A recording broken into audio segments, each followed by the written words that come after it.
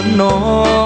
สัมมาวายามะก็ดีบอกข้อ6นี้จิตเพียรอย่าท้อเจริญสัมมาสติให้พอข้อนี้คือข้อที่7ให้จำ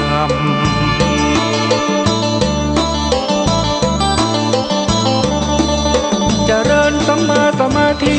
ทั้ง8ข้อนี้ท่านทรงชี้นำเรียนรู้แล้วปฏิบัติตามชีวิตงดงามดับความทุกข์เข็นตั้งใจและไม่โอนเอ็นหลงผิดกฎเกณฑ์นอกทางสายกลาง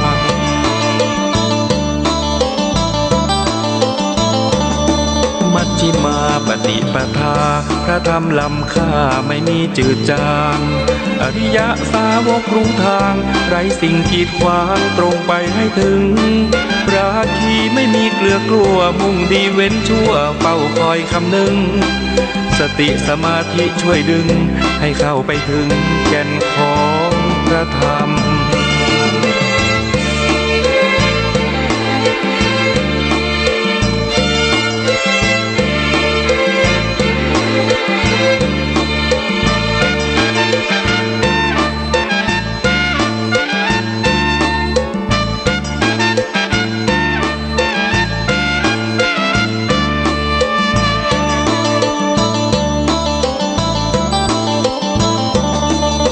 เจริญสัมมาสมาธิทั้ง8ข้อนี้ท่านทรงชี้นำเรียนรู้แล้วปฏิบัติตามชีวิตงดงามดับความทุกข์เข็นตั้งใจและไม่โอนเอ็นหลงผิดกฎเกณฑ์นอกทางสายกลาง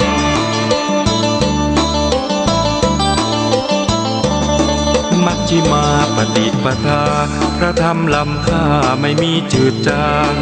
อริยสาวกรู้ทางไร้สิ่งกีดขวางตรงไปให้ถึงราคีไม่มีเกลือกลัวมุ่งดีเว้นชั่วเฝ้าคอยคำนึงสติสมาธิช่วยดึงให้เข้าไปถึงแก่นของพระธรรม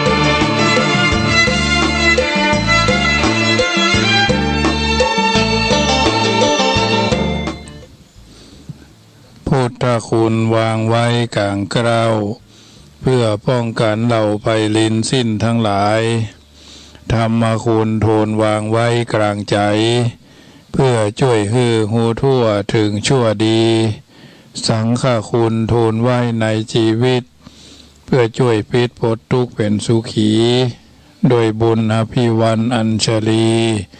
สวดสดีโดยการนิรันดร์เทิน10 นิ้วกราบแนบใต้ไหวสาบารมีธรรมในครูบาอาจารย์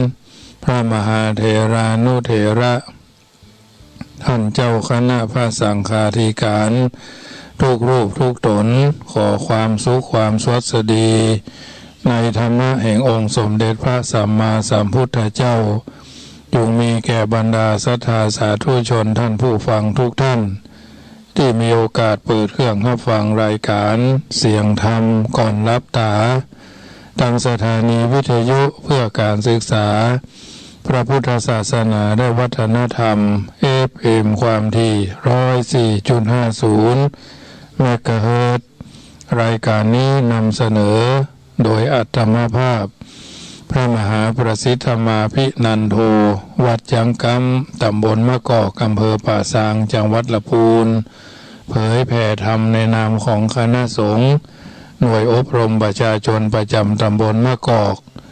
อำเภอปางจังหวัดลำพูนวัดจังกำนี้อยู่ใกล้ๆกับวัดพระพุทธบาทตากผ้าเมตตาในกรุณานุเคราะห์ท่านพระครูสมุวิสุวัตรวรกิจโจท่านเจ้าวาดวัดฝ่ายหินตำบลสุเทพอำเภอเมืองจังหวัดเชียงใหม่ถวายเวลาฮือเก้ากับผมอาตมาภาพทุกวันเสาร์วันอาทิตย์วันจันทร์วันการวันพุธวันพัดวันจันทร์เมื่อเจ้าวันศุกร์เมื่อเจ้าวันเมื่อแรงนี่ทุ่มเช้าถึง2 ทุ่มวันอังคารนี่ทุ่มเช้าถึง4 ทุ่มวันจันทร์เจ้าวันศุกร์เจ้านี้ตี5 ถึง 6 โมงนอกนั้นก็เป็นโอกาสจังหวะที่พอเหมาะพอควรวันนี้ได้มีโอกาสไปร่วมประชุมในการจัดกิจกรรม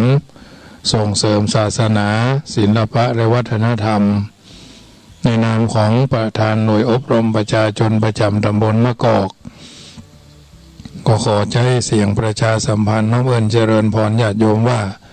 วัดจังคำนะครับเป็นเจ้าภาพจัดกิจกรรมธรรมสัญจรซึ่งปีนี้คณะสงฆ์ตำบลมะกอกจัด2 ครั้ง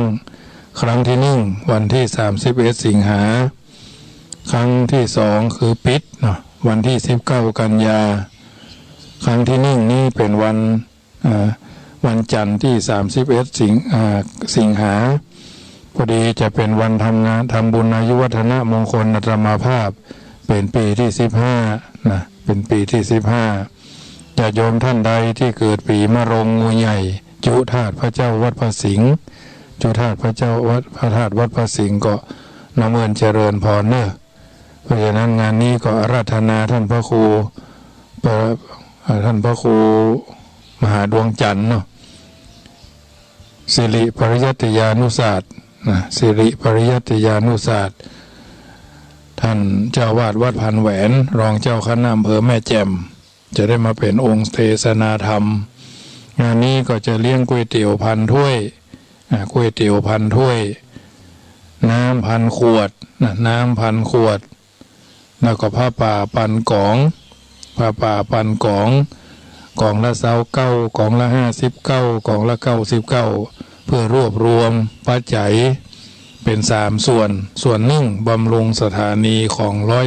104ซึ่งอาตมาภาพก็ทำมาทุกปีแล้วก็บำรุงไปตามฐานะ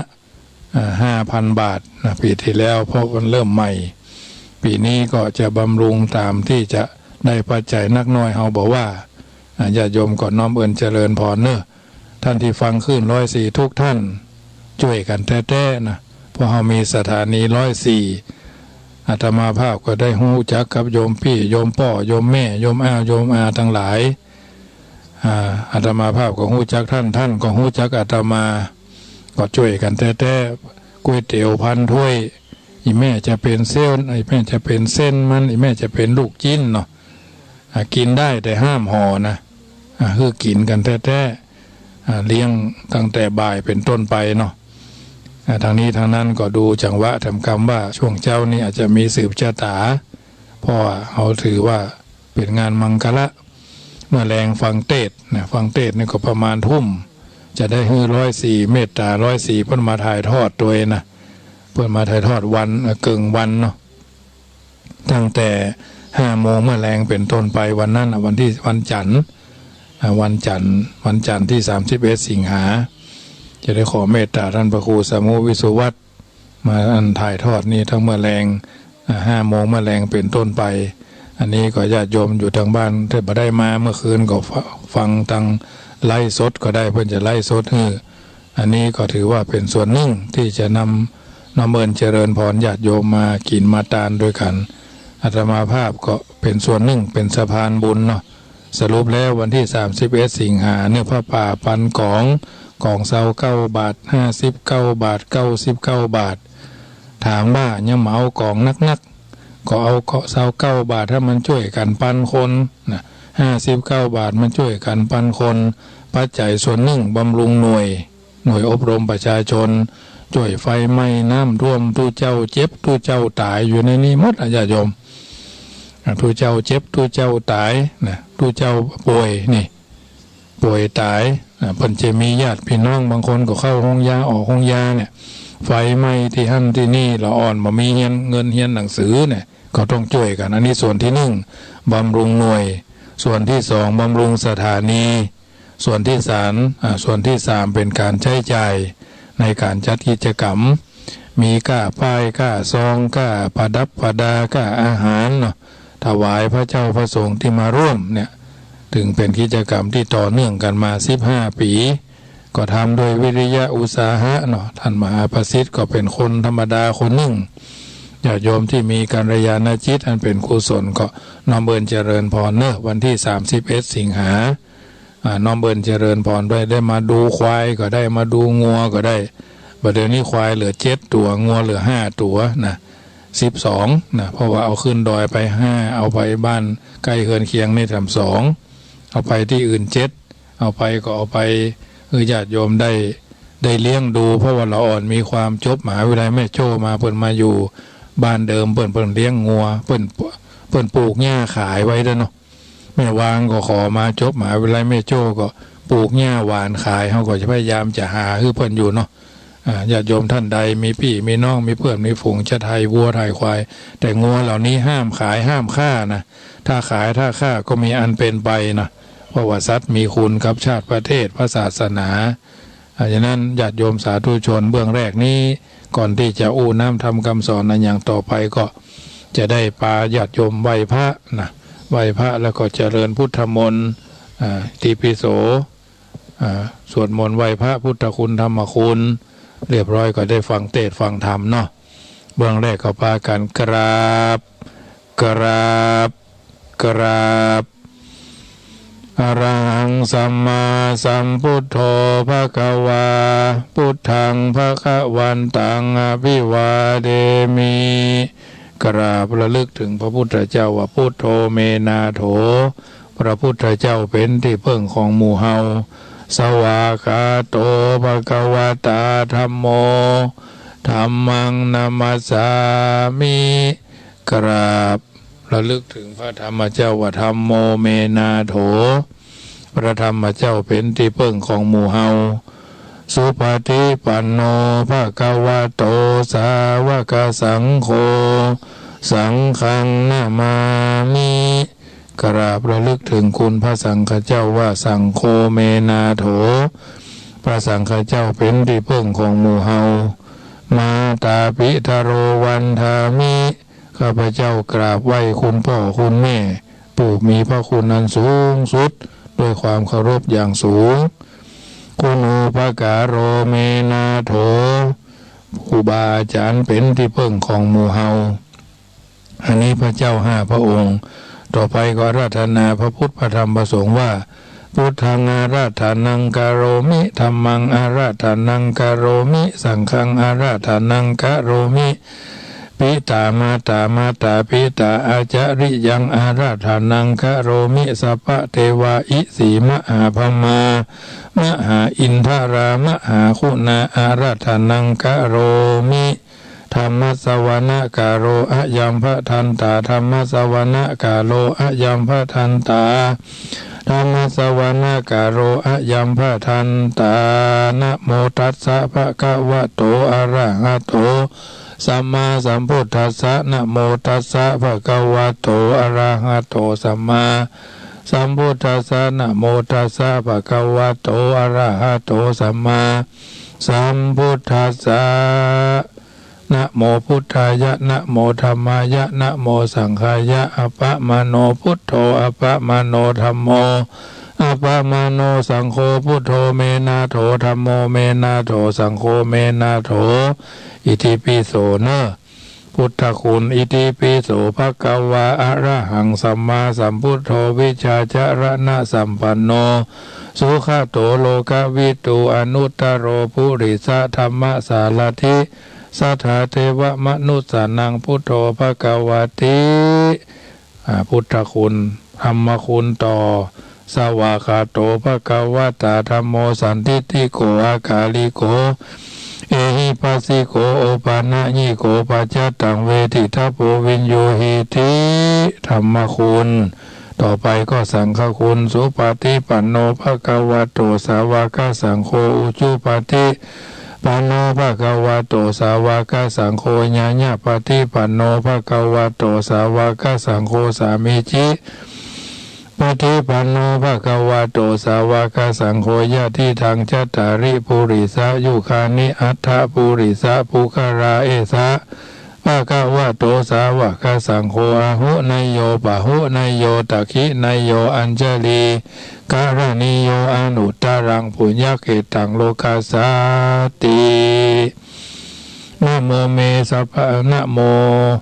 เมสัพพะเทวานังสัพพะโคหาชเทวตาสุริยังจันทังปะมุจจันติสัสสิภูมิโมระเทวานังพุทโธรานังภเวสติสิโวสุโขสุโรเกตุจะมหาลาปังสัพพะทุกขังสัพพะพยัง สัพพะโรคังวินาศสันติสารพัดเคราะห์สารพัดโศกสารพัดโรคสารพัดภัยสารพัดเสนียดจันไรสัพพะโคโรนาวินาศสันตุใจยะจงมาเป็นพระสิทธิแก่ข้าพเจ้าสวาหะสวาหายะภวะตุสัพพมังคลังละคันตุสัพพเทวตาสัพพพุทธานุภาเวนะสัทธาสุธีภวันตุเตภวะตุสัพพมังคลังละคันตุสัพพเทวตาสัพพธรรมานุภาเวนะสัทธาสุธีภวันตุเตภวะตุสัพพมังคลังละคันตุสัพพเทวตาสัพพสังฆานุภาเวนะสัทธาสุธีภวันตุเตเอาละญาติโยมสาธุชนท่านผู้ฟังทั้งหลายต่อไปก็ฟังพระธรรมเทศนาเนอะนะโมตัสสะภะคะวะโตอะระหะโตสัมมาสัมพุทธัสสะสันตะโวดุราสัพพุริสาทั้งหลายตั้งยิ่งใจจะตั้งดิ่งใจละลำแล้วแถวเท่าศรัทธาเขาเป็นประธานหมายมีอุปาสกะอุปาสิกาทั้งหลายที่ได้ฟังรายการเสียงธรรมก่อนรับทาวิทยุเพื่อการศึกษาพระพุทธศาสนาและวัฒนธรรมFM ความถี่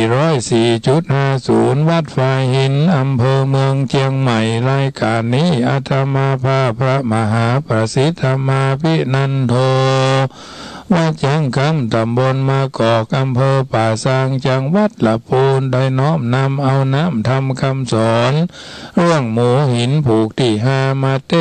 ทศนานิยายเรื่องนี้จะกล่าวถึงพญาเจ้าปาราณสีกันได้อยู่ที่กันได้หู้ที่อยู่เทวีหนอไทยยินโศกไมขนิงหาตั้งสองพุทธาหน่อเนาจึงฮืออามาตย์เขาดาตกแต่งข้าวน้ำและอาหารเครื่องครัวคันทุกสิ่งเพื่อจักไปด้วยหาเมียมิ่งเทวีกันเสนาบอดีแต่งแล้วเท้าตนแก้วก็ขี่ช้างนำไปถึงคงคาไซแม่กวางก็ลงจากช้างฮือเขาเคาะขอดเอาของหอดในเฮือก็ลองเมื่อใจนับว่าใดหลายวันนะจึงถึงตึงตันยังเขตห้องประเทศท้องจำปานครนอนคืนเดียวลูกเจ้าคือเอากันไต่เต้าเตียวไปถึงเวียงใจปราสาทอันเป็นที่อยู่เท้าทีราชจำปาก็มีหันและนาอันว่าพญาจำปาก็ลงมาฮับเอายังพญาพาราณสีแล้วก็ลีลาขึ้นสู่ยังที่อยู่หอคำเอาเครื่องแขกแควตำถูกแล้วก็จึงอูฟู่เจียนจาก็มีแลอัตถากาละนั่นนาอันว่าปัญญาปาลานาสีก็ไขคำดีบอกเล่าว่าดูราพระเจ้าว่าพระญาเจ้าบัดนี้ข้าเข้ามาเพิ่งสมปานกับโดยหลานเต้าใหญ่ขอจุงเอาใจใส่ข้าสักคำข้าใดกะตามผิดกว่าแล้วได้เนี่ยฮือเมียมิ่งแก้วเตวีย้อนอีกาไว้เมียน้อยมาสนสอถอยกำพังข้าเอานางนาดน้อยและลูกน้อยใส่แพรไหลรู้ว่านางใส่ใจมาอยู่มาเป็นลูกปู่เศรษฐีขโฉเจ้ามีกำพันบอกคือนางปอกเมืองแดดเตอะเมื่อนั้นพญาจำปาตานกล่าวว่าข้าแด่เท้าบุญเรืองเจ้าอย่าได้เครื่องใจสั่งซักอย่าเที่ยงใจใดนางน้อยนาดเมืองบ่ยาจะแหละนาว่าอันแล้วก็ฮือเสนาแก้วต่างตาตกแต่งดาดอกไม้เตียนเงินเตียนคำใส่ในขันกันเสนาแต่งแล้วก็พาเอาเท้าตนแก้วพร้อมมาตัดราชาเสด็จลีลาไปสู่ที่อยู่เฮือนเศรษฐีก็มีแลอันว่าเศรษฐีใจยินดีเฝ้าฟังเสียงที่กั้งนักนาหาปูยามาตั้งแผงที่นั่งตันใจเพื่อเฮือ เพราะไหลย่อยนาเหตุเจ้าฟ้ามาหากันว่านางกัญญาคาเก่าได้หันนางหนอเนาเทวีก็มีโสกาห้อนไม่อดบ่ได้ก็อดบ่ได้ก็ตีนางล่ำวอนคางห้องร่ำให้เหตุฮักนางนาไทยแม่เทวีก็มีหันและนาเมื่อนั้นพญาจำปาตนเป็นเจ้าจึงกล่าวแก่นอเนาจันตะเทวีว่าดูลาชมชลีผู้งามอาจบัดนี้ผัวฮักราชมาตัวยหาเพื่อขอนางพญาคืนสู่ไปอยู่ห้องปุรีขออย่าเครื่องขี้โขดกาขออย่าคาอย่าค้นกว่ากำลังเยี่ยวเป็นคำตอบสายหันให้จ้างห่มดีลูนและนางเฮยใจในปังก่อนพระญาเจ้าเอานางหนอเนาใส่แปรไหลเหตุอีกาไว้ใจบาปครับอามาตย์สองคนเข้ามาโย่สนสอเต้าใจหม้อเอาคำบัดนี้อีอาธรรมใจเศร้าพญาเจ้าก็ได้เอาใส่แพรไหลส่วนอามาตย์ในสองเท่าก็ตายเข้าสงครามขอนางงามหนอนเนาอย่าได้ละพญาเจ้าหมอดมองได้แดดเตอะเมื่อนั้นนางจันตะ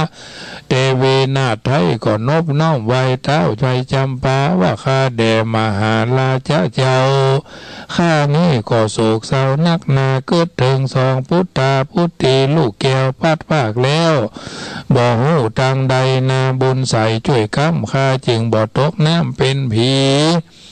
อยู่กับพ่อแม่ผู้มีดีแล้วก็เฮาได้กระทำบำอาคาจึงบ่ตกน้ำเป็นผีอยู่กับพ่อเศรษฐีก็ยังได้กินดีและนุ่งยองบ่หวังคืนสู่ห้องบุรีเยาว่ามีคนสนสอเต้าใจหม้อก็จักใส่แปรไหลมีคำไขเล่าไว้แต่ก่อนไทยเดิมมาว่าม้าตัวใดดีม้าตัวใดได้ดีดมันย่อมบ่ละหีดเตียนย่อมดีดเลิงและนาอันว่าพญาพมมาตัดตนใหญ่ก็ลวดปากบ่ได้สักคำพญาจำป่าแถมเล่าก็บ่หูเก่ากำใดเฮือพอไข่เฮือพ่อไข่เพื่อพ่อไหลไข่พ่อย้อยบ่น้ย้อยนาตาเนนาเจ้าใหญ่ยูยีเมื่อนั่นพญาจำปาหนอเท้าจึงไขกล่าวคำดีว่าดูราจันตะเทวีหนุ่มเนาเฮาเป็นเจ้าจักขอคำขามอาสาบ่ฮือพญากรรมดังเก่าแม่นพญาเจ้าบ่ยินฟังเฮาจักเวนปันเมืองใหญ่ฮือนางนาไทยเทวีแล้วจักเอาเสนาบอดีและอามาตย์ไปมัดเท้าที่ลาดใส่แปรไหลการพิจัยคำเก่าพญาเจ้าบอกว่าบ่เป็นยาความโศกาโศกเศร้าเป็นไฟเอาหัวใจโกธาในโขดกาเป็นเรื่องคาตัวคิงขอนั่งยิงอย่าเกียดอย่าสมเสียดคนใดจุงปอกไปสู่ห้องปฏิต้องปาราณสีคำสอนมีแต่เก้าเช่นปู่เท่ากล่าวกันมาว่าอัศสามาเคยขี่แม่นหู้ทีหากมีหลายม้าผีพายเคยเต้นเอาค้อนแซเล่นหากดีมาแหละนางเฮ้ยว่าอันที่นั่นเศรษฐีก็กล่าวว่าดีแหละเจ้ากันพญาเจ้าจะขามเขาอาสาข้าก็จักไปพาราเมืองใหญ่เพื่อหู้กับหนอไทยเทวีจะและนาว่าอันเมื่อนั้นนางจันตะเทวีก็ไขคำดีตานต่อว่ากันพ่อแม่จักไปข้าบอกเครื่องใจสักหยาดข้าน้อยหากยินดีว่าอันก็มีแลที่นั่นอามาตย์และเสนานางกัญญาใหญ่น้อยตั้งคาซ้อยหมู่ทาสีเขาก็ยินดีตื่นเต้นหกฟ้อนเล่นไปมาเสนาผายดอกไม้ยอขันใส่มือนางสองบนขวางตั้นเต้าใจชื่นเย้าบานมาสองพญาผ่องแผ้วเหตุได้แล้วกรรมข้านิ่งใจก็มีแลอันพญาจำปาก็ฮือเสนาแต่งห้างยังจังหมู่พังปลายมาดีหลายใหญ่น้อยตั้งคาคอยอยู่คนในตั้งไพ่ไทยและพ่อก้าทวนนาหมู่เศรษฐีไปส่งนางจันตะเทวีหนอลากับพระเจ้าฟ้าพาลานาสีกันเสนาดีแต่งแล้วเต้าตนแก้วจำปากับพญาปาราณสีก็ คืนขี่จ้างใจไปก่อนนากับนางหนอลาจันตะเทวีเสียงดนตรีมีกองนั้นทั่วห้องเวียงใจเสียงนั้นไปบ่ยั่งต่อเต่าฝ่าต่อเต่าฝั่งคงกาอันพระญาจำปาก็สั่งอำลาพญาปาลานาสีตนใหญ่แล้วก็เอาไพ่และเสนาพ่อขึ้นมาสู่ยังที่อยู่แห่งตนก็มีหันและนาอันว่าพญาปารานาสีตนเอกอ้างก็คือเสนาจ้างเมื่อต่างป่าเหลือนั่นกว่าตั้งเหือก็พเหี่ยวจะใจนับว่าใดหลายวันก็ถึงตึงตันยังต้ากวางประเทศตั้งปาราณสีเต้าก็คือเศรษฐีสองปู่ย่าขึ้นขี่ม้าตัวองค์อาจคือนางน้อยนาเตวีขี่ช้างแก้วเต้าก็ขึ้นช้างแล้วออกน้ำตั้งหมู่ขุนนางแหนแห่พร้อมทุกแง่มักกาไต่ตังมาถึงฮอดเวียงแก้วยอดปาราณสีคนน้ำนาฮับต้อนตั้งพี่ทั้งน้องวงสาไหลกันมาบ่ขาดเพื่อไข่หันนานั่งราชเทวีก็มีหันและนาเมื่อนั้นนางเทวีมาลอดเลี้ยวผาศาสตร์แก้วหอขวางครอบครัววางของก่อกับพ่อแม่เศรษฐีอยู่สวัสดีกับพญาเจ้าป้อยบ่หันลูกเต้าหนอสองใจน้ำตากายเป็นเลือดบ่แห้งเหือดสักวันนางได้หันที่นอนเก่าเป็นดังได้หันนาลูกเต้าทั้งสองล่ำเวละล่ำเววนห้องร่ำให้จะใจเก่าคำพานย่อมือสารใส่เก้าไว้ถึงเทวดาเจ้าจุวันก็มีแลที่นี่จักสั่งวันนาจะเล่ายังจาดเก่าแห่งเจ้าพระละมะจารีก่อนและนาจติปังลังปังก่อนเป็นเด็กน้อยอ่อนเห็นจะเป็นเด็กอ่อนเป็นเด็กอ่อนน้อยคาใจก็มีใจไปเมื่อแล้วใดจะแล้วพ่อแม่แต่ละน้อยพ่อแม่ตายละแต่น้อยตุกขาค่อยบ่มีสั่งกันถึงวันมาฮอดก็ซ้อสอดคอกินเป็นอาจินใจถ้าหลาบอายุใด16 ปีเจ้าก็เข้าสู่ดงลีป่าไม้ซ้อไส้หาหลัวและเครื่องครัวของป่าได้แล้วก็ใส่บาได้แล้วก็ใส่บาปามาขายไปเมื่อไงขายเมื่อค่ำดังนี้พร่ำจุวันหนึ่งยังมีในวันหนึ่งเล่าเจ้าก็เข้าป่าไม้เสาะหาได้แล้วก็ปามาก็หันใส่ลูกสาวพญาเจ็ดผู้ตอกน้ำมันพักกาดอยู่ตังน้ำมันบ่หันไหลสักกากสาวน้อยหากเหลือแรงเขาก็ซัดตาแยงหันเจ้าจึงปากจะเล่ากำไปว่าดูลาตุกกะตะเอ๋ยอ้ายใจนี่หากคนแหงตีนมือแข็งขนาดกันเจ้าตอกหากจักไหลกูตูจักเอาไปปู่ชาพระธาตุเจ้าเจดีตูก็มีใจด้านนานักแกวันพูกแต่เจ้านั่นแหละนาวันพูกแต่เจ้าแตกจักนาแต่จักตันขอวานมึงมาตอกคือน้ำมันออกปั่นตูแดดเตอะเมื่อนั้นที่เมื่อว่าอันที่นั่นอันว่าเจ้าตุกะตะหนอเต้าก็ใส่บาตรมีใจใสบ่เศร้าได้หู้ที่เก่าและเดิมทีหู้ว่ามีน้ำมันออกมาแล้วก็ว่ามีเจตนาอันใหญ่กำค้อนใส่ตังว่าน้ำมันพักกาดก็ไหลละลาดลงลินโต๊กใส่มอดินอันใหญ่พอเต็มไข่ดีหลีที่นั่นนางผู้เป็นเก้าจึงบอกแก่นางเน่าหกนางน้องเนาหกนางว่าสูจุงวางมอไผ่มันตั้งไว้แล้วแปลงใส่คือเสมอกันตั้งใจทุกกะตะนั่นเล่าก็แปลงคือเต้าดีหลีแล้วก็ไข่กำดีบอกเจ้าว่าวันพูกเมื่อเจ้านี่เล่าเป็นวันเดือนเพ็งศีลอาจเจ้าจุงเอาน้ำมันพักกาดไปตามปู่จายังมหาเจดีย์ธาตุใหญ่เตี้ยงจักใดเสวยบุญคือเป็นทุนปลายนาถึงแผ่นฟ้าและเนรละปานว่าอันที่นั่นใจทุกขตะก็กล่าวว่าดูลานางหนอไทยคานี้ทุกยากไล่เรือผาน เสื้อผ้าคานผืนใหม่ก็หาบ่ได้สักอันจักเอาน้ำมันไปปูจามหาธาตุคานี้หากตายคานี้หากอายตาสูจุงขนนาเอากว่าตานตังคาคนใจตานแล้วผายบุญแผ่แบ่งบุญแก่คนใจแด่เตอะว่าอันที่นั่นเจ็ดนางลูกเต้าก็กล่าวว่าดีๆและเจ้าเอ๋ยแล้วก็เอากันไปสู่ยังที่อยู่แห่งตนก็มีแลอันว่านางอันว่าเจ็ดนางพี่น้องกันไปลอดทองห่อคำก็เอากันกระทำโดยรีบยังประทีปตีนกาตั้งเครื่องปูจาหลายหลากดังเข้าบินที่บาทและอาหารแล้วเอาเข้าไปสู่สวนอุยยานกวางใหญ่มีดอกไม้เจือจานนางนองคานผู้พี่มีใจขี้เล็งแยงเด็ดเอาดอกลิลัวแดงมาใดนางทวนสองหันสันใสยินดีศรัทธามีล่ำหมอกจึงเด็ดเอาดอกเปางาม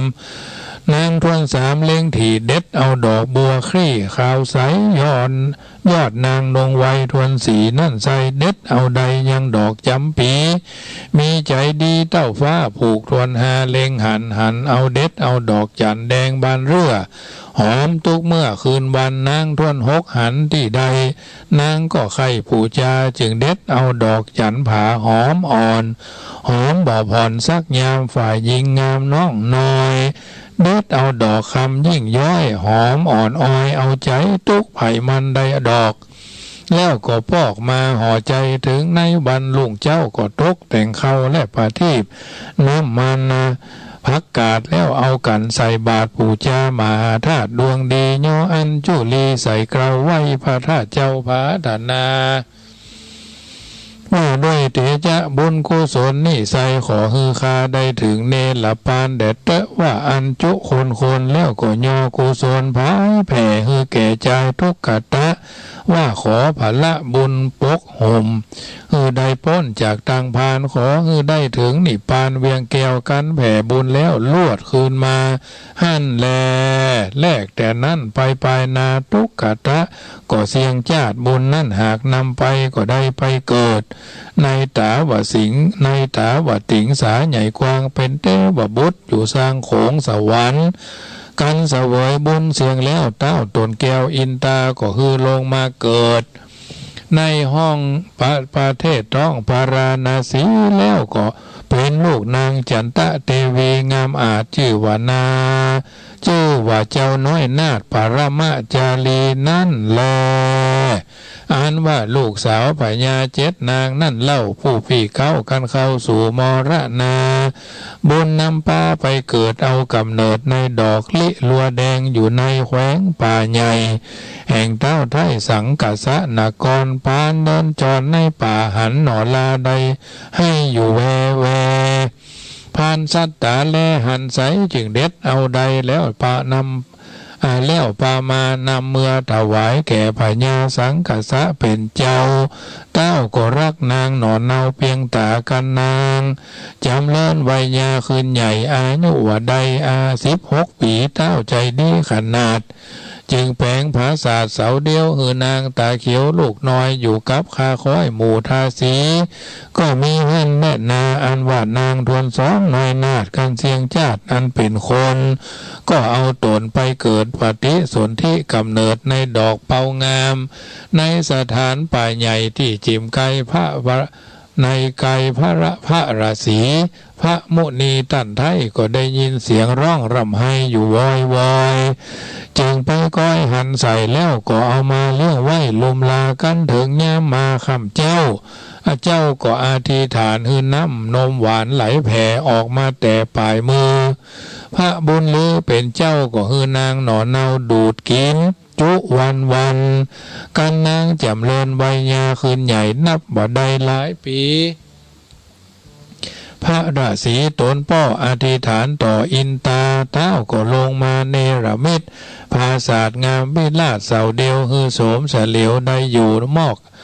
นอกแก้วกูอารามถึงทวนสามนั่นเล่าได้เอาดอกมัวบานเมื่อฮือตานแก่พระธาตุกันเสียงจาดเมื่อมอนวิญญาณจรไปเกิดเอากำเนิดดอกบัวตอง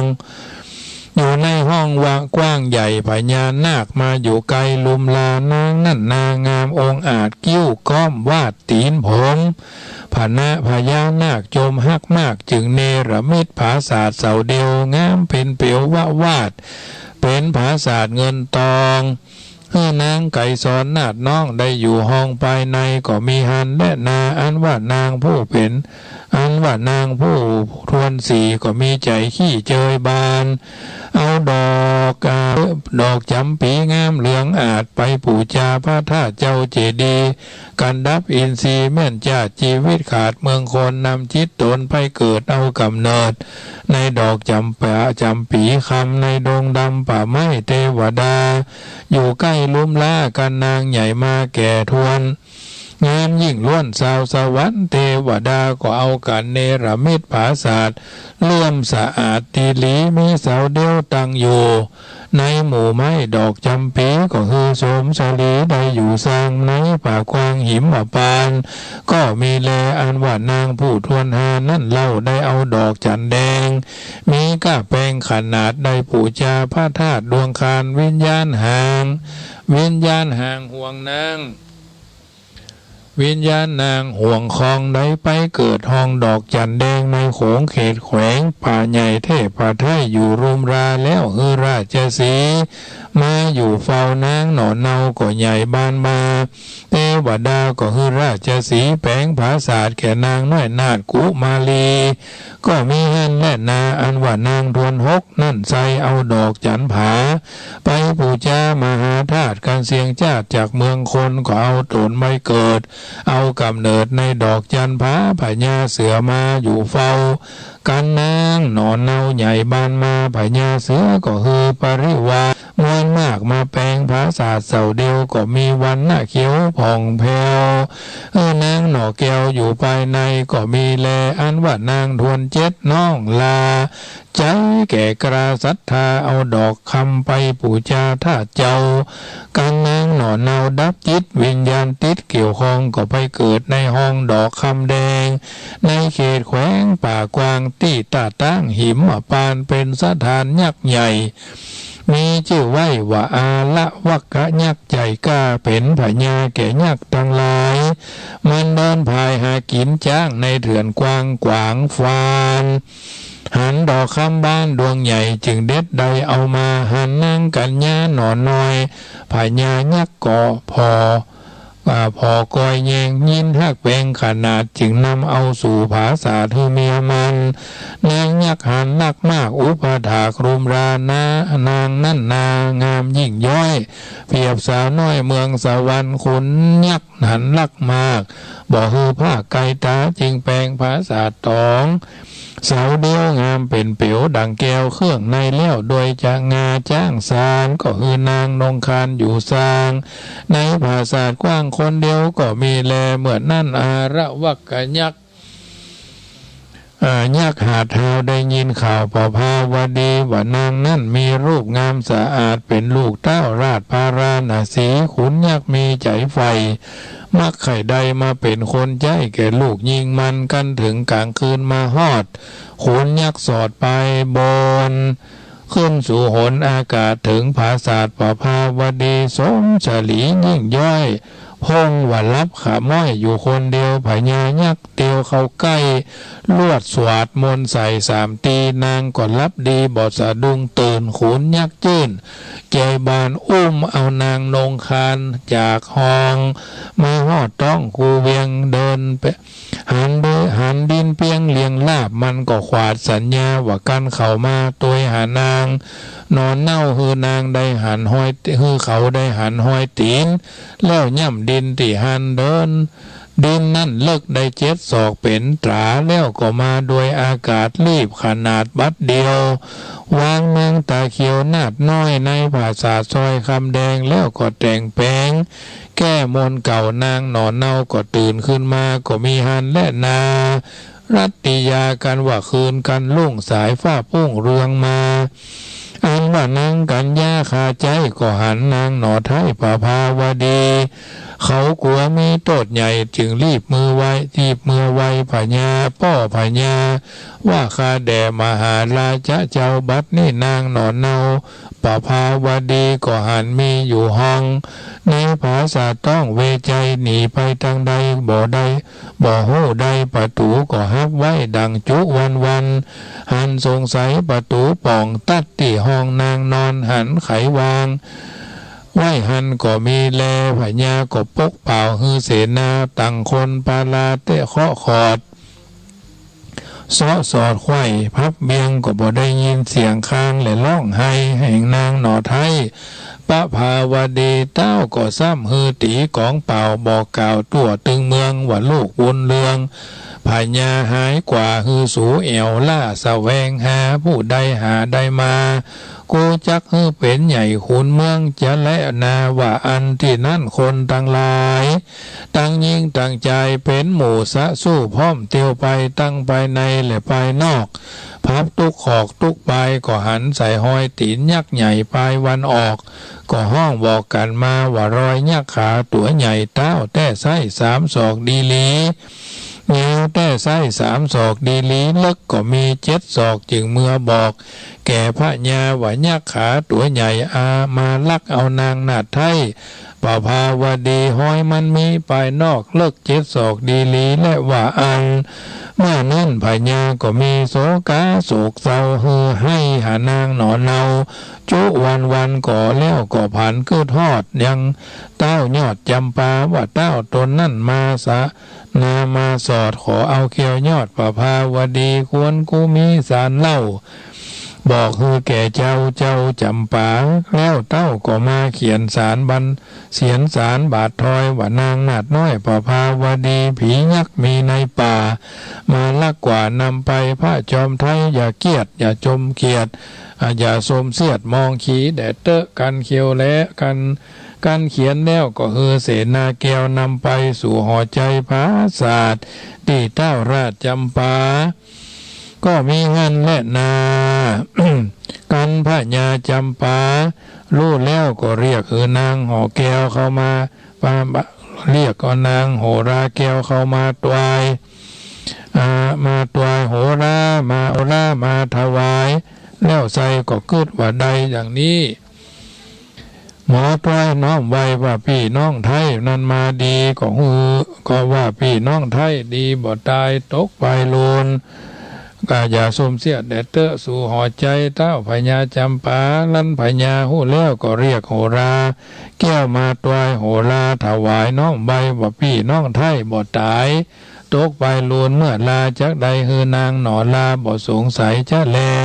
ว่าอันก็มีแลนิทิตังขียาสังวันนาวิเศษจะห้องเหตุธรรมเทศนาเรื่องโมหินผูกรวนนาก็บังกรมสมเลสเสด็จเสียเต่าอีก่อนแล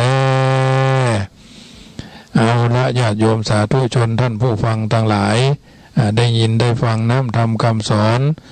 จากรายการเสียงธรรมก่อนรับตาญาติโยมสาธุชนได้ยินได้ฟังแล้วก็เป็นนิทัศนะอุทาหรณ์เตือนจิตสกิจใจให้ญาติโยมสาธุชนที่อยู่ทางบ้านได้ยินได้ฟังแล้วก็คงจะเป็นคติสอนใจตลอดจนฟังธรรมต่อเนื่องตั้งแต่ผูกทวน1ทวน2ทวน3ทวน4ทวน5มาแล้วพัมผูกที่5นี้ก็เล่าถึงว่านางจันทะเทวีเนาะเรื่องพญาเจ้าปาราณสีได้หู้ว่าเนาะนี่นางอยู่เทวีหนอไทยยินโศกไส้ขนิงหา2บุตตาบุตตีก็พากันมาขอเพื่อจะเอาไปสู่หอบ้านเดินเมืองพลิกไปเป็นเมืองอย่างเก่านางก็บอกว่าก็กลัวจะเป็นอย่างเก่าอย่างหลังว่าม้าตัวใดมันเคยดีดมันย่อมบ่ละหีดเตียนย่อมดีดเลิงการว่าพญาพมตัดตนใหญ่ก็ลวดปากบ่ได้สักกรรมทีนี้เต้าพญาแห่งเมืองนึงพวกก็บอกว่าบ่เป็นหยังเขาก็เป็นพญานให้ได้เขาจะฮับเป็นผู้ดูแลถ้าหากว่าที่ผ่านมานั้นมันเป็นการเข้าใจผิดว่านางเมียน้อยนะเป็นคนสนซอว่าอย่างอันอย่างอี้ ในที่สุดนางนั่นก็ถูกไหลแปรอามาตย์2 คนก็ตายในสงครามเรียบร้อยจะไปขึ้นอย่างเก่าตั้งหลังมันดีมันค้นกรรมเก่ามาอู้กันมันจังพิษหัวกันแบบนั้นบัดนี้เป็นต้นว่าอัศมาเคยขี่แม่นหูที่หากดีหลายมาผีพายเคยเต้นมาเคยขี่มาเคยเต้นเอาค้อนแส้เล่นมันก็ยังดีดอยู่นี่นะว่าอันแล้วเศรษฐีก็กล่าวว่าดีแล้วเจ้าไปพลิกไปบ้านไปเมืองไปอยู่กับคนเขาว่าไปอยู่กับลูกกับผัวเฮียเตอะอย่างอันนี้เนาะเจ้าพระราณสีเสนาบดีก็พากันแต่งงานเครื่องม้าอลังการมาฮับพลิกบ้านพลิกเมืองทีนี้พ่อเศรษฐีก็ใครเอาไปอยู่โดยเนาะเพราะว่ามาอยู่กับเปิ้นเมินแล้วก็บ่อยากจะละจะทิ้งเปิ้นเนี่ยทีนี้ก็เล่าถึงชาติเก่าปังหลังปรมาจารีแต่ก่อนนั้นก็เป็นคนทุกข์ยากลำบากไปเสว่าหากินหาของได้เมื่อเจ้าไปขายเมื่อแรงจุวันหนึ่งเข้าไปป่าไปปะนาง7 นางเปิ้นกำลังบีบน้ำมันอยู่เอาน้ำผักกาดเม็ดผักกาดมาเป็นน้ำมันเนาะไม่ใช่บีบแกเป็นน้ำมันนะญาติโยม แปลว่าบีบเม็ดผักกาดเป็นน้ำมันตอกปักอยู่หั่นมันก็ถึงบ่ออกเพราะมันบ่มีแหงเนาะแหงไม่ยิงเนาะแหงไม่ยิงคือแหงอู้นี่เนาะมีแหงคิดนี่ก็คือมีไม่ใช่ว่าเพิ่นบ่มีแหงเพิ่นหันตาทุกขตาก็แลหันว่าหมอนี่มันมีร่างกายกำยำนี่ย่อมจะได้ในที่สุดคนนี้เพิ่นก็มาตอกน้ำมันน้ำมันก็ไหลละอิตรวาอันน่ะว่าไอ้ก็แล้วกันเพิ่นตอกน้ำมันได้7 โป้ 7กะละมังถังเปอย่างก็ว่าไปเนาะได้7แล้วก็แกเห็นหน่อยแล้วเพิ่นเอาไปบูชาพระธาตุเพิ่นก็ว่าเจ้าเอาไปเห็นข้าจะแบ่งน้ำมันเจ้าก็เอาไปบูชาพระธาตุอันล่ำเหลือขนาดเท่าเหยียบเสาะว่าหากินเนี่ยผ้าใหม่ผ้าครัวใหม่เอายังมีเลยเนาะอย่าไปเสาะว่าหากินนี่ก่อนนะแกจะไปบูชาพระธาตุเอาก็คงย่ำไปด้วยกระหายเนาะทำนองนั้นก็เลยในที่สุดก็เลยไปทำบุญเผื่อเฮาก็แล้วกันใส่บาตรหยาดน้ำอุทิศส่วนบุญส่วนกุศลเฮาก็แล้วกันนี่เนาะนี่ก็ถือว่านาง7 คนนั่นก็พากันไปบิณฑบาตทำบุญตักบาตรเนาะแต่ละคนก็เอาดอกไม้ไปบูชาเนาะนางผู้แต่ละคนนางผู้คนนางโนงคารผู้ปี้เด็ดเอาดอกลิรัวแดงน่ะนางท่วน2ก่อนเด็ดเอาดอกเปางามดอกเปานะ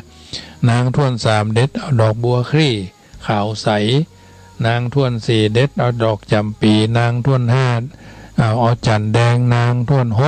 6นางท่วน6ก็คือเด็ดเอาดอกจันผ่าหอมอ่อนเนี่ยนางท่วน7นะ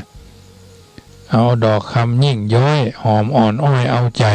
ทุกไผ่มันได้ดอกทุกไผ่มันได้ดอกเลี้ยวปอกมาห่อใจได้ดอกวันผูกจะไปทำบุญเนาะทีนี้ก็เอาไปทำบุญปู่ย่ามหาธาตุอัญชุลีคำไหว้ปรารถนาเรียบร้อยจุคนก็ได้กุศลบุญญาราศี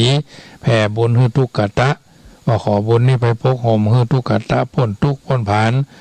ทีนี้ทุกขตะก็มดชีวิตจากเมืองคนก็ไปเกิดในดวงสวรรค์ก็ได้มาเกิดครับเป็นลูกนางจันตะเทวีงามอาจคือเป็นเจ้าน้อยนาถปรมาจารีนะอันว่าลูกพญา7 นางอันว่าลูกสาวพญา7 นางนั่นเล่าคนปี่เก้าก็ไปเกิดเอากำเนิดเป็นดอกในลิรัวแดงคูณท่วน2ก็ได้เกิดนางท่วน2ก็เกิดเอาตนไปเกิดปฏิสนธิในดอกเปางามนะใหญ่สถานป่ากว้างอยู่กับฤาษีนางท่วน3นั่นเล่าเสี่ยงชาติก็ไปเกิดในดอกบัวตองห้องกว้างขวางพญานาคครับเอาไปดู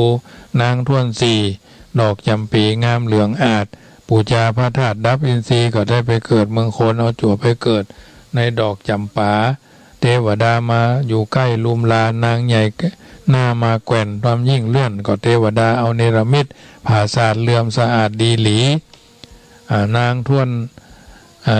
น5เอาดอกจันแดงมีก้าแปลงขนาดปูชาพระธาตุเรียบร้อยก็ไปเกิดในป่าใหญ่เทพไทยอยู่รุมรามีราชสีห์มาอยู่เฝ้า นางนอนเน่าใหญ่บานเทวดาก็ฮือราชสีห์แปลงเฮือนแปลงภาษาฮือเนาะนางทวนหกนั่นใส่ปู่จามหาธาตุแล้วก็ไปกำเนิดในดอกจันผาพญาเสือก็มาเฝ้านางนอนเน่าก็ใหญ่เจยบานเสร็จเรียบร้อยนางทวนเจ็ดน้องลากไก่แก่ก้าเอาดอกจำปาดอกคำไปปู่จาพระธาตุเจ้านอนเน่าดับจิตวิญญาณติดเกี่ยวข้องไปเกิดในห้องดอกคำแดงในเขตแขวงป่ากว้างที่ตาตั้งหิมพานต์เป็นสถานที่ยักษ์ใหญ่ยักษ์ก็ได้ไปหั่นดอกคำเรียบร้อยก็ไปเด็ดมาละอ่อนอยู่นี่รู้นักยักษ์ก็มาฮักเหมือนลูกเหมือนเต้าทีนี้มาเนี่ยนางยักษ์ได้มาแล้วก็ใครได้ว่าอยู่คนเดียวมันจะง่อมก็หาเอาไปเลี้ยงดูเมื่อคืนก็เลยกึดหนึ่งฟังกึดถึงนางประภาวดีได้ยินข่าวประภาวดีมีรูปงามเอามาอยู่กับลูกน้อยข้าดีกว่าเนาะเรียบร้อยก็ไปลักเอาลูกเพิ่นมาเนาะยักษ์ตัวนี้ก็ไปลักเอาลูกเพิ่นมาเขาจะตัวหาก็เลยแย่มดินได้7 ศอกเลิก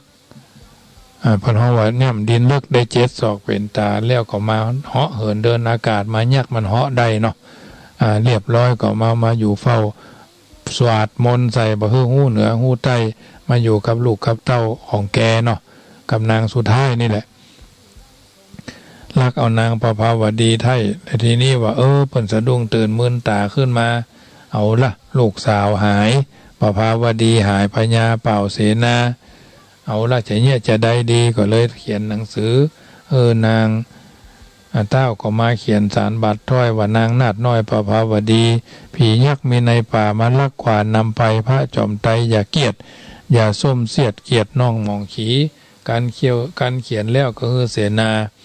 นำไปสู่หอปราสาทเต้าที่ราชจำปาก็มีฮั่นและนาน่ะพญาจำปาหู้แล้วก็เรียกโหราศาสตร์มาโหราก็มาตวายหมอโหราตวายน้องไว้ว่าพี่น้องไทยบ่ตายเตื้อสุขสบายดีทำเรื่องนี้ก็จบเสียเต้าอี้ก่อนญาติโยมสาธุชนได้ยินได้ฟังน้ำทำคำสอนเรื่องหมู่หินนะหมู่หินผูกนี้ได้ยินแล้วเป็นจะได้คึดจะได้ค่อยจะถึงแปลงจะถึงก็โทรศัพท์เข้ามาหากันได้เนอะที่0861875325 ถือว่าเป็นพระธรรมเทศนาที่น่าติดตามกำลังอยู่ผูกที่5เนาะญาติโยมอยู่ทางบ้านก็โทรกันเข้ามาเนอะ0861875325ได้ทางนี้ทางนั้นก็เรียกว่า1เสียง1สาย1กำลังใจซึ่งกันและกันปกติแม่เรนูก้อนแก้วเพิ่นจะโทรมาเนาะค่ำคืนนี้ก็คงจะไปวัดกาไปไหนกาธุระพระปังอย่างใดกาญาติโยมที่ฟังรายการนี้โทรเข้ามาได้เนอะ0861875325ซึ่งน้ำทำคำสอนเรื่องหมู่หินครูบาอาจารย์หลายวัดหลายวาเพิ่นก็เอามาเทศคือได้เฮาท่านทั้งหลายได้ยินได้ฟังแล้วก็จะได้นำไปเป็นนิทัศนะอุทาหรณ์ในการดำเนินชีวิตเป็นธรรมข้าวญาติโยมสาธุชนที่อยู่ทางบ้านฟังแล้วเป็นจะใดก็โทรศัพท์เข้ามาเนอะที่0861875325ซึ่งก็ถือว่าเป็นการกำลังใจซึ่งกันและกันญาติโยมโทรเข้ามาก็จะได้เปิดสายหน้าไมค์รอรับสายศรัทธาจากยอดโยมทุกคนทุกท่านที่0861875325เพราะฉะนั้นได้ประชาสัมพันธ์ไปว่าตามปกติภาคกลางพรรษารถด่วนทั้งเชียงใหม่รถด่วนขบวนพิเศษหรือการพัฒนาเจริญพร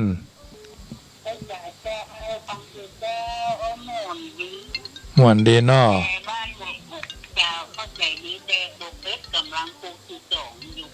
อันนี้ผูกที่5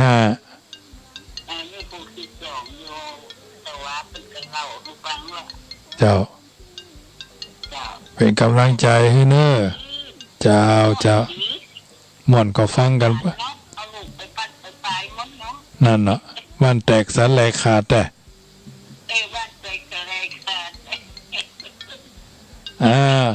เจ้าเป็นกำลังใจเจ้าเจริญพรเจริญพรสันข้าวแคบเนาะ อันนี้ว่าไปใช่ลำไยไก่บัวไก่ เป็นกำลังใจให้แม่เนอเจ้าเจริญพรแม่เรนูเจริญพรโทรเข้ามาใหม่เนี่ย0861875325แม่รัตดาแม่สีทรเจริญพรแม่รัตดาเจ้าแม่ฟังอยู่เลยเจ้าฟังทางเ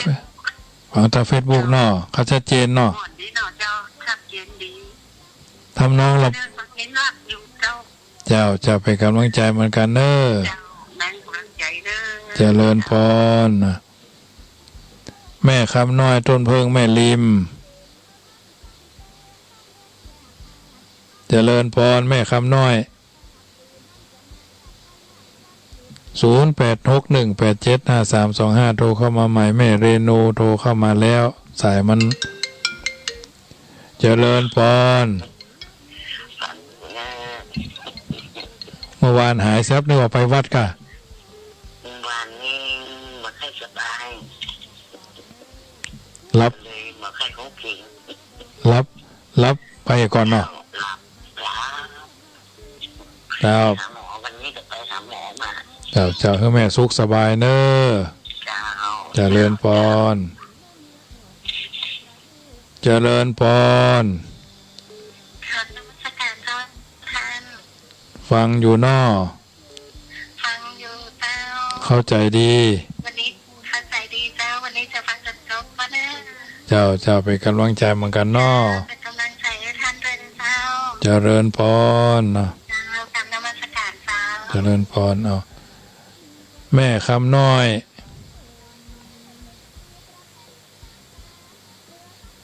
เจริญพรแม่คำน้อยต้นเพิงแม่ริม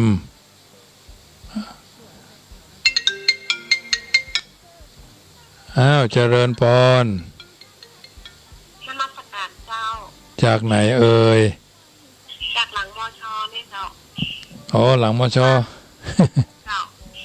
หลังมชซอย7เจ้าฟังชัดเจนนิดหน่อยนี่ใกล้นี่เนาะอยู่ใกล้ๆท่านแค่ว่าเป็นขั้นที่2ที่ฟัง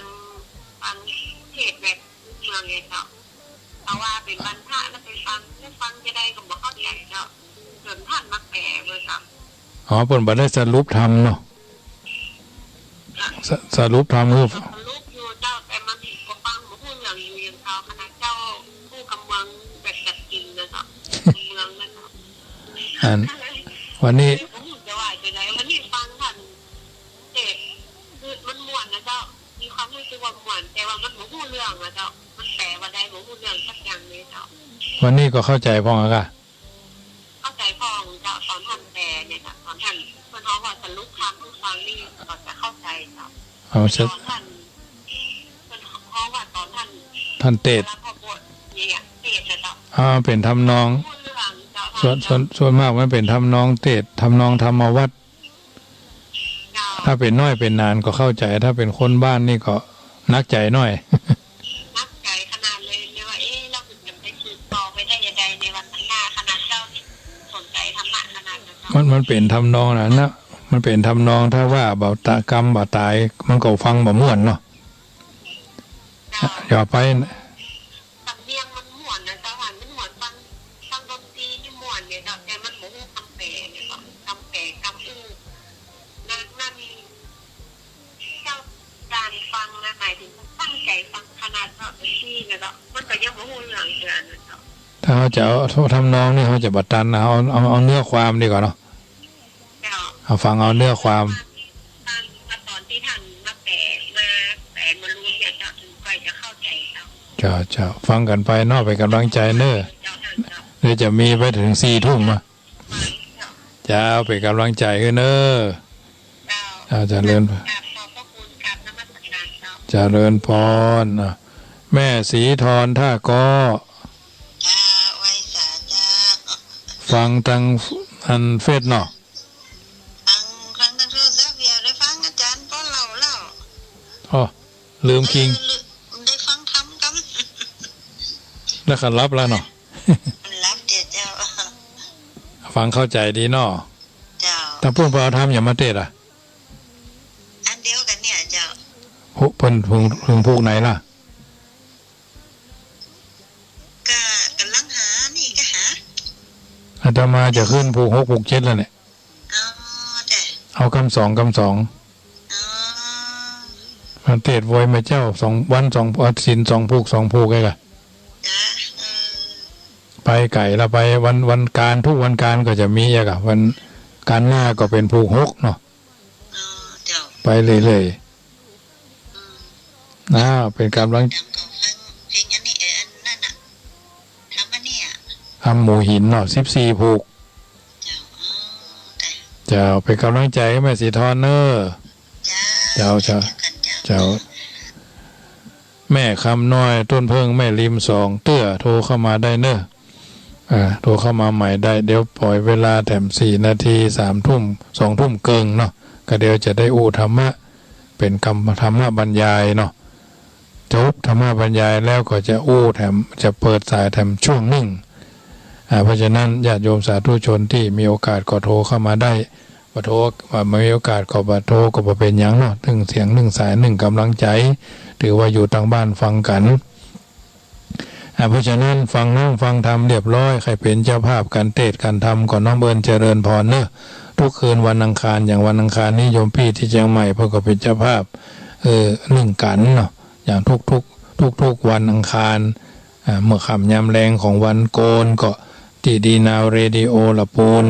อันนี้ก็เพิ่นก็เป็นเจ้าภาพเหมือนกันทั้งนี้ทั้งนั้นก็ถือว่าแล้วแต่โอกาสมีประชาสัมพันธ์ข่าวสารงานบุญมีวัดใดมีกฐินก็สามารถมีเฟซมีไลน์ก็ส่งเข้ามาได้เนอะจะได้ประชาสัมพันธ์ให้อาตมาภาพก็ได้บุญโยมก็ได้บุญเจ้าภาพกฐินก็ได้บุญของวัดจังกำนี่จะมีวันที่10 ตุลาญาติโยมสาธุชนทั้งหลายวันที่31 สิงหาที่จะถึงคือเดือนหน้าจะได้มีการจัดกิจกรรมธรรมสัญจรบวรขึ้นที่สามัคคีปองดองสมานฉันท์โครงการศีล 5ครอบครัวศีล 5หมู่บ้านศีล 5อำเภอศีล 5ตำบลศีล 5จังหวัดศีล 5โดยทั่วไปอันนี้ก็จะได้จัดกิจกรรมได้ราธนาท่านพระครูสิริปริยัติยานุศาสตร์รองเจ้าคณะอำเภอแม่แจ่มเจ้าวาดวัดปันแหวนเป็นองค์เทศนาค่ำคืนของวันที่31แล้วก็ญาติโยมท่านใดจะเป็นเจ้าภาพการเทศน์เป็นเจ้าภาพผ้าป่าปันกองละ99ก็ตามเจตนาก๋วยเตี๋ยว1,000 ถ้วยนะน้ำดื่ม1,000 ขวดต้องการน้ำดื่ม1,000 ขวดน้ำบาดาลเนี่ยญาติโยมขวดน้อยๆนะบ่ต้องขวดใหญ่ความกว้างก็ประมาณบ่ต้องใหญ่ก็ยังว่ามันนั้นเสียเวลาอันญาติโยมสาธุชนสามารถร่วมกันได้ผิดแล้วก็ได้น้ำเกือบ 2,000 ขวดเอาน้ำเอาที่เฮาช่วยกันได้บางหมู่บ้านพวกก็มีน้ำเนาะช่วยกันในการจัดหาบางคนก็เอาฮอนมาเนี่ยซึ่งการทันกิจกรรมนี้เป็นงานที่ทำอย่างต่อเนื่องคณะสงฆ์ทุกจังหวัดละโพนมีดำริของท่านเจ้าคณะจังหวัดว่าทุกตำบลต้องจัดกิจกรรมงานธรรมสัญจรอย่างน้อยๆก็ตำบลละ1 ที่อย่างน้อยๆตำบลละ1 ที่เอาท่านทั้งหลายด้วยได้ช่วยกันประคับประคองกิจกรรมเหล่านี้คือต่อเนื่องอย่างต่อเนื่องกันไปเรื่อยๆทั้งนี้ทั้งนั้นก็ถือว่างานพระศาสนาจะเจริญก้าวหน้าอย่างใดก็อยู่ที่ชาวพุทธนั่นแหละเอาท่านทั้งหลายจะได้ช่วยกันประคับประคองกิจกรรมเหล่านี้ต่อเนื่องกันไปเพราะว่าถือว่าเป็นกิจกรรมที่จะต้องรักษาเอาไว้ตำบลใดจัดใดก็อย่างน้อยๆก็ตำบลละ1 ครั้งปัจจัยทุกบาททุกสตางค์ที่ญาติโยมทุกตำบลรวบรวมกันอำเภอจังหวัดลำพูนนี่มี63 ตำบล63 หน่วยก็ถือว่าเป็นงานในตำบลที่เขาช่วยกันมาโดยตลอดแต่ละตำบลก็จะมีเงินคณะสงฆ์เอาไว้ช่วยเหลือไฟไหม้น้ำท่วมตู้เจ้าบาสบายตู้เจ้ามรณะเนนก็ดีเยาวชนชาวบ้านก็ดีพ่อแม่แยกทางกันบ่มีปัจจัยในการห้ามการเฮียนก็อนุเคราะห์สงเคราะห์กันเป็นเนี้ยมี8 งานหลักที่คณะสงฆ์ทุกตำบลใน จังหวัดลำพูนเชียงใหม่แม่ฮ่องสอน8จังหวัดนี่นะซึ่งมีการร่วมกิจกรรมกันตำบลจังหวัดไผ่จังหวัดมันมีอปตระดับตำบลมีอปอระดับอำเภออปจระดับจังหวัดเป็นชั้นไปอย่างคราวที่แล้วเงินคณะสงฆ์มาถวายคืนฮื้อกับแต่ละตนตนละ1,200เดือนเมษายนนั่นนะต่อรูปต่อตนต้องไปเซ็นเอาถือว่าเป็นเงินแผ่นดินที่คณะสงฆ์ได้ร่วมกันโดยดีตลอดมาอันเนี้ยเป็นส่วนหนึ่งที่ญาติโยมสาธุชนสามารถร่วมด้วยช่วยกันได้เพราะฉะนั้นช่วงนี้บ่มีไผโทรเข้ามาธรรมภาพจะพักฉันน้ำสัก3นาทีเนาะ20:30 เดี๋ยวมาปะกันใหม่ช่วงนี้เว้นวรรคฉันน้ำสักกำหนึ่งก็เดี๋ยวมาปะกันใหม่ฟังเพลงสักเพลงก่อนน้อทำบุญกันบ้างว่างๆก็ไปทำบุญรู้ตัวไหมเล่าคุณเราอยู่ไม่ถึง100